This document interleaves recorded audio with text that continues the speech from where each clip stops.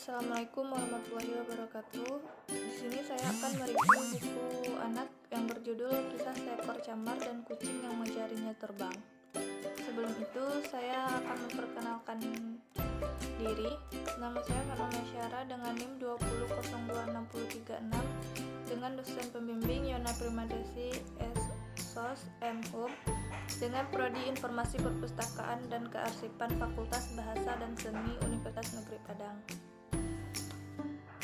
Baiklah, di sini saya akan menjelaskan tentang identitas buku dengan judul Kisah Seekor Camar dan Kucing yang Mengajarinya Terbang dengan penulis Luis Sepulveda, penerbitnya yaitu Martin Giri, penerjemah Roni Agustinus dengan ISBN 9786070788067 dengan jumlah halaman 90 halaman dengan ukuran buku 14x20,3 cm dengan genre sastra anak.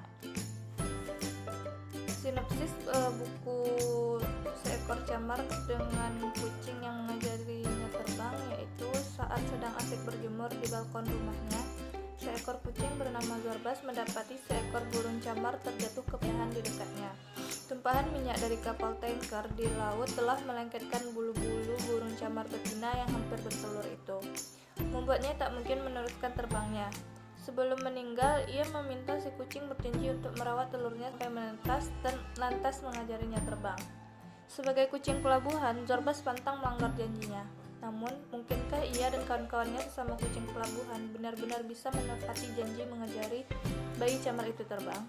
Sebuah cerita indah tentang persahabatan, kesetiaan untuk menepati janji, dan renungan tentang perbuatan manusia terhadap lingkungan. Hal yang menarik dari novela ini di samping lingkungan yaitu cerita tentang pengasuhan dalam novela. Dikisahkan secara apik penyesuaian yang dilakukan si kucing Zorbas dalam mengasuh Fortuna anakan camar. Adaptasi yang membutuhkan kompromi, kelapang hati untuk mengalah juga berbagi, dan di atas itu semua ada cinta kasih sayang yang sungguh besar. Membacanya mengingatkan saya pada pengalaman personal tentang pengasuhan, merefleksi kembali perjalanan saya. Gambaran kekagukan saat harus mengerami telur camar menuntut saya pada kesadaran bahwa tak ada yang mudah dan terbiasa di awal, bahwa pengasuhan adalah proses belajar sambil langsung berpraktik yang pada dasarnya bisa dilakukan oleh semua makhluk. Pengasuhan berat bukan karena ia eksklusif hanya bisa dilakukan oleh ibu atau induk, tapi karena pengasuhan membutuhkan waktu untuk belajar, beradaptasi, dan menjadi terbiasa. Zorbas menunjukkan itu. Sejatinya, berdasar pengalaman membaca, buku ini seperti hendak mendekatkan yang umum difahami sebagai pengalaman keibuan atau keperempuanan. Bagi seluruh pembacanya, perempuan atau laki-laki, membangun empati pada pengalaman reproduksi yang dialami oleh perempuan melalui Zorbas. Kucing yang meski tidak dinyatakan dengan tegas jenis kelaminnya, tapi harus memahami cara berpikir induk burung camar yang berlainan spesies. Itu hanya mungkin dengan adanya kasih sayang. Zorbas menyayangi Fortuna, dan karena itu ia mampu menghapus sekat perbedaan di antara mereka. Kasih sayang Zorbas melampaui tatanan-tatanan dunia perhewanan di mana setiap spesies mengasuh anakan dari jenisnya sendiri. Sudah seharusnya lah kasih sayang memiliki daya dobrak semacam itu, mengkategorisasi peranan dan tanggung jawab dalam keluarga sesuai jenis kelamin dan tatanan sosial, termasuk pengasuhan. Jangan-jangan itu menunjukkan tingkatan kasih sayang yang dangkal dan kasih sayang belaka. Katanya sayang tapi tak mau berbagi beban pengasuhan. Katanya sayang tapi selalu memaksakan standar tertentu pada pasangan atau anak.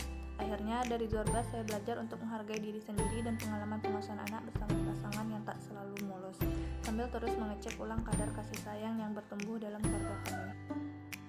Hal penting yang dipelajari dari buku ini yang pertama itu kita harus menjaga lingkungan, yang kedua janji yang harus ditepati, dan yang terakhir pengasuhan seorang ibu. Rekomendasi buku. Saya merekomendasikan buku ini pada anak yang berumur 7-12 tahun atau anak pada tahap membaca lancar. Namun saya lebih merekomendasikan buku ini kepada orang tua untuk membacakannya, karena buku ini terdapat kata-kata yang sulit dimengerti oleh anak umur 7-12 tahun. Buku ini juga mengandung bahasa yang satir atau menyatakan sindiran terhadap suatu keadaan.